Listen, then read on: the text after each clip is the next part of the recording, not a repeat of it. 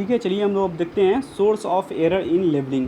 तो एरर में जो है मतलब इंस्ट्रूमेंट लेवलिंग करते हुए टाइम में आपको क्या एरर आ सकता है। एक तो इंस्ट्रूमेंट में एरर हो, जैसे हम लोगों ने देखा कि इंस्ट्रूमेंट में ही अगर लाइन ऑफ साइट है ना, और लाइन ऑफ टेलीस्कोप या एक्सिस ऑफ बबल ट्यूब ये सब अगर एक दूसरे के पैरेलल नहीं हुए तो आप देखेंगे किसी और, आपको लगेगा कि इंस्ट्रूमेंट हम टेलीस्कोप हम लोग का एकदम हॉरिजॉन्टल है, लेकिन आप जो रीडिंग ले रहे हैं जिस डायरेक्शन में वो इंक्लाइंड हो जाता है ना, उससे भयंकर एरर आता है।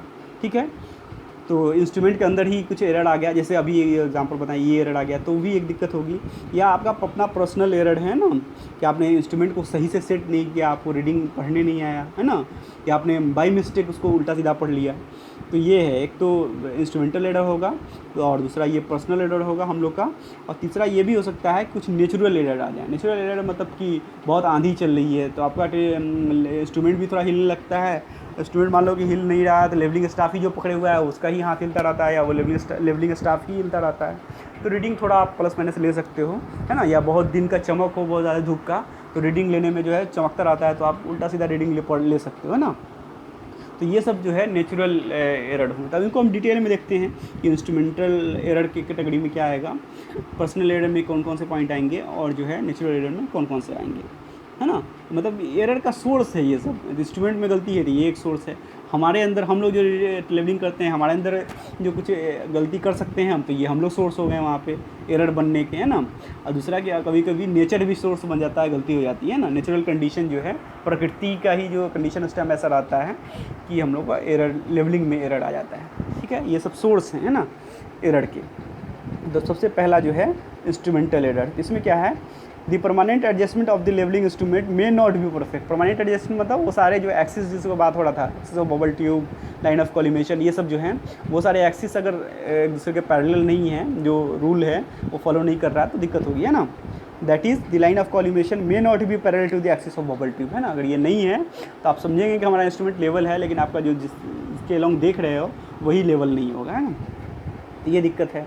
The internal arrangement of focusing tube is not perfect. अगर फोकसिंग ही सही से नहीं हुआ है ना, तो आप हमेशा आपको धुंधला दिखेगा, पैरालेक्स की घटना होगी, है ना। ये देखे थे ना, पैरालेक्स होने पे क्या होता है दिक्कत, कि आप रीडिंग जो है थोड़ा सा आगे पीछे ले सकते हो उल्टा, अगर फोकसिंग सही से नहीं हुआ है तो। या the graduation of the levelling staff may not be perfect. मतलब कि इंस्ट्रूमेंट होता है ना, उसमें जीरो से लेवलिंग स्टाफ में 0 से लेकर 4 मीटर तक ग्रेजुएशन होता है।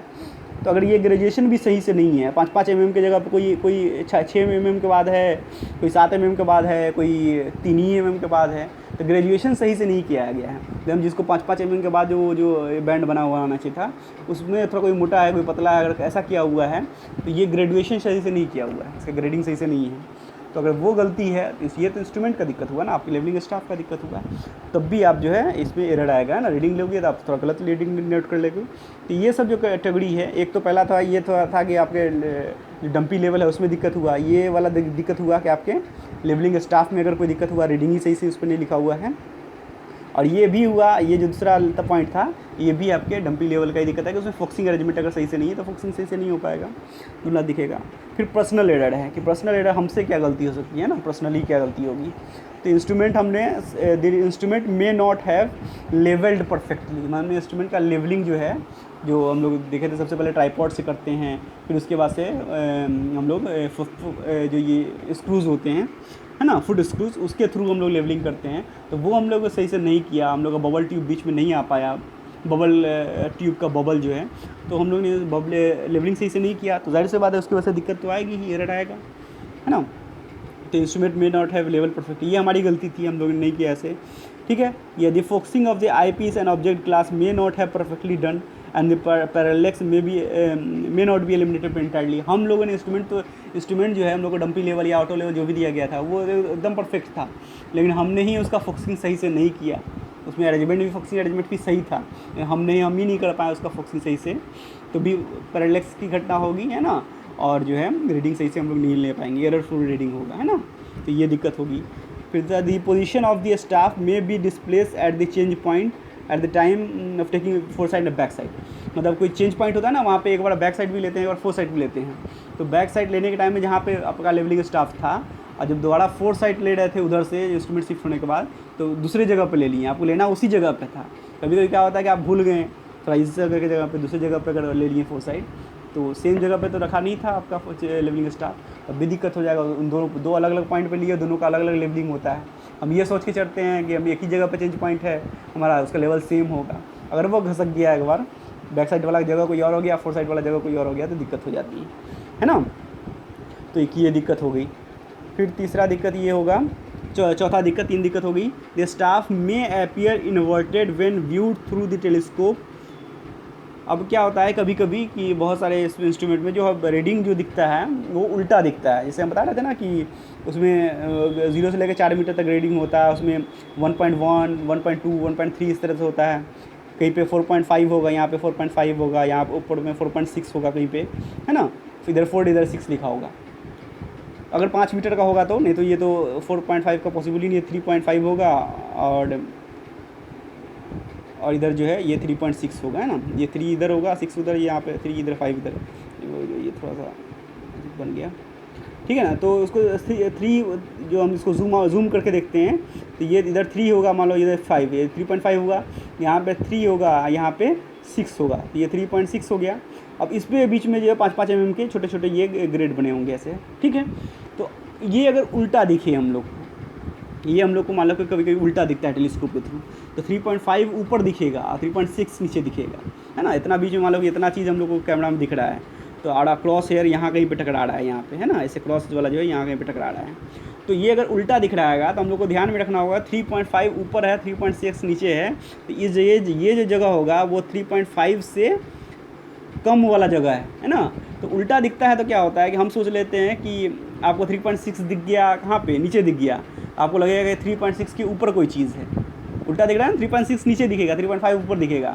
आप 3.5 ऊपर वाला जगह चीज़ पढ़े नहीं, आपको 3.6 दिख रहा था, उसके थोड़ा सा ऊपर ये दिखेगा, उल्टा दिख रहा है, तो आप 3.6 प्लस ऐड कर देंगे, ये चीज़ है 3.665 ऐसे करके आप लिख लेंगे, हालांकि वो है 3.55 कुछ होगा, है ना।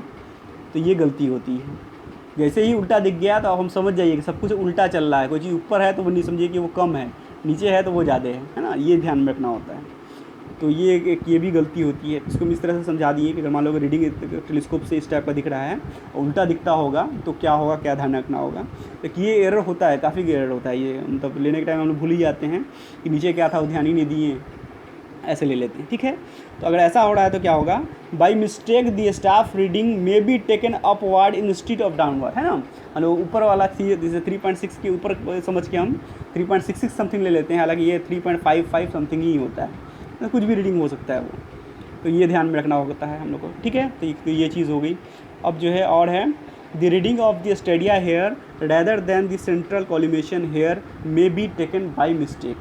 ये क्या चीज़ होती है, जैसे क्रॉस, ये हम लोग का होता है ना, क्रॉस हेयर जो होता है, ऐसा होता है। तो इसमें जो है कोई ज़रूरी नहीं कि सिर्फ डायग्राम में यही क्रॉस हेयर, बस इतने ही हेयर होते हैं। किसी में आप देखोगे कि ये जो क्रॉस, ये जो ऐसे वर्टिकल है, ये 2 होता है, ऐसे होता है, और ये क्रॉस जो है एक, तो ये जो हॉरिजॉन्टल है ये 1 होता है, ठीक है। तो ये 2 होता है, ये इसलिए होता है कि ये जो हम लोग को ये इसके थ्रू जो हम लोग को लेवलिंग स्टाफ दिखेगा ना, तो लेवलिंग स्टाफ कहीं तिरछा होगा, अगर ऐसे रखा हुआ होगा, किसी ने पकड़ा होगा, तो वो 2 की वजह से समझ में आ जाता है कि तिरछा पकड़ा हुआ है। एक रहने पे उतना नहीं समझ में आता है, हालांकि उससे भी समझ में आ जाता है थोड़ा सा। एक ये चीज़ चेकने के लिए, करने के लिए 2 देता है, ठीक है। एक तो ये चीज़ हुई। उसके अलावा भी एक हेयर होता है, मतलब एक तो ये लंबा ऐसा ये हॉरिजॉन्टल हेयर होता है, 2 छोटा ऐसा, एक ऊपर एक नीचे होता है हेयर, इसको हम स्टेडिया हेयर बोलते हैं। इसका यूज़ होता है, ये आगे आप लोग समझोगे, डिस्टेंस निकालने के काम में आता है। यहाँ एक रीडिंग तो हम लोग यहाँ वाला रीडिंग पढ़ लेते हैं, यहाँ पर भी ये हेयर जो रीडिंग शो करेगा, एक ये हेयर भी रीडिंग शो करता है, उस रीडिंग को भी यूज़ करके डिस्टेंस निकालने के काम आता है। तो वो हम लोग को आगे इसमें डीपली पढ़ना है, जब हम लोग ये पढ़ेंगे थियोडोलाइट जब पढ़ेंगे हम लोग, तो उसमें हम लोग डीपली पढ़ना। इसमें भी है कि ये इसमें इसका ये फ़ायदा होगा ना इन दोनों के से, कि इन दोनों को रीडिंग का जो डिस्टेंस आता है, मतलब यहाँ पे कुछ रीडिंग होगा, यहाँ पे रीडिंग होगा, इन दोनों को माइनस करेंगे तो ये जो डिस्टेंस आएगा वो निकल जाएगा। तो मान लो कि अगर वो एस है, इस एस के हेल्प से, एस मान लो कि रीडिंग आया, इसके बीच की दूरी आई, इस एस के हेल्प से होता है कि डी = 2 हो जाता है। डी मतलब इंस्ट्रूमेंट से उस स्टाफ की दूरी, वो इसको हो जाता है K/S + C, जहाँ पे K इंस्ट्रूमेंट का कांस्टेंट है और C भी इंस्ट्रूमेंट का कांस्टेंट है। तो जनरली C 0 होता है इंस्ट्रूमेंट का, और K जो है इंस्ट्रूमेंट का 100 होता है, ठीक है। तो ये जो एस है मतलब इस स्टेडिया हेयर यहाँ पे जो रीडिंग है, यहाँ पे जो रीडिंग है, इसके बीच की जो दूरी है, मान लो यहाँ पर रीडिंग 1.1 है, यहाँ पे जो रीडिंग है वो 0.9 है, तो इसके बीच का दूरी कितना हो गया, 0.2 हो गया। तो एस इक्वल टू हो गया 0.2 और के दिया हुआ है मान लो कि 100 है ना, तो इन दोनों को गुना करेंगे तो हम लोग कितना आ जाएगा 20 है ना। तो 20 मीटर जो है हम लोग का जहाँ पे इंस्ट्रूमेंट है वहाँ से और जहाँ पे हम लोग का लेवलिंग स्टाफ है उसके बीच की दूरी हो जाएगी। तो ये बड़ा आसानी से, ये हमने पहले नहीं बताया क्योंकि इसको डीप में और भी हम लोग को पढ़ना ही है टेलीस्कोप जो इसमें थियोडोलाइट जब पढ़ेंगे तो, लेकिन यहाँ पे बात आ गई तो ये बता दिए, कोई बड़ी चीज़ नहीं है कि इंस्ट्रूमेंट का फिक्स कांस्टेंट होता है वो दिया होता है, जनरली 100 होता है, और सी भी इंस्ट्रूमेंट का कांस्टेंट होता है वो 0 हो जाता है। तो ये एस निकाल के इसको अपर स्टेडिया बोलते हैं, इसको लोअर स्टेडिया है ना। इसको फिर यहाँ पे अलग से देख लेते हैं, ऐसे क्रॉस हेयर होता है, एक यहाँ पे ये हेयर होता है, ये यहाँ पे ये भी हेयर होता है, इसको अपर स्टेडिया, इसको लोअर स्टेडिया है ना। इन दोनों की यहाँ पे जो रीडिंग आता है उसको माइनस कर दें तो ये दूरी निकल जाता है, ये दूरी एस है, इसके हेल्प से हम डिस्टेंस निकाल लेते हैं, उससे बस 100 से गुना कीजिए डिस्टेंस पता चल जाता है। ये अप्रॉक्सीमेट डिस्टेंस है, परफेक्ट डिस्टेंस नहीं है, ठीक है। तो इसका बता रहा है कि इसमें जो है हम लोग ने सेंट्रल वाला जो हेयर होता है वो रीडिंग ना पढ़ के हम लोग कभी गलती से ऊपर वाला जो है ये वाला ही पढ़ लेते हैं, इसको हम समझ जाते हैं, यही लिख लेते हैं, नोट करें। हालांकि जब हम लोग को अभी जो लेवलिंग करना है हमको बाकी सब पर ध्यान ही नहीं देना है, इस पर ध्यान ही नहीं देना है। ये बीच वाला है ये जहाँ इक्वलिंग स्टाफ में पढ़ता है क्रॉस, ये उसको हम लोग को पढ़ना है, ये जगह वाला रीडिंग पढ़ना है। कभी गलती से ये वाला पढ़ा जाता है या ये वाला पढ़ा जाता है, ये गलत रीडिंग हो जाएगा, ठीक है, उस पर ध्यान नहीं देना है। ये बात बता रहा था। तो reading of stadia hair reading the central collimation है, मतलब स्टेडिया वाले को नहीं पढ़ना है, ऊपर जो ऊपर नीचे होता है हम लोग को बीच वाले को पढ़ना है, ठीक है। A wrong entry may be made in the levelling book, या हमने लिखने में ही काम तो सही किया, लिखने में गलती कर दिया, लिख लिया गलत, तो वो ये भी एरर है। या the staff may not B properly and fully extended, ये क्या होता है कि लिख रहा है कि स्टाफ जो है सही से मे not B properly and fully extended. तो ये हम लोग देखें ना टेलीस्कोपिक स्टाफ में क्या होता है कि इस जो 3 पार्ट में होता है, इसके अंदर ये घुसा हुआ होता है ना, और इसके अंदर ये घुसा होता है, ऐसे 3 पार्ट में होता है। ये ऊपर से खींच जाता है, ये खींचता है तो पूरा खींच जाएगा। तो अगर ये पूरा खींचा नहीं है सही से, मान लो थोड़ा खींच के छोड़ दिए हो, तो यहीं पे ये इसके सबसे टॉप पे ये 4 मीटर दिखाता है ना।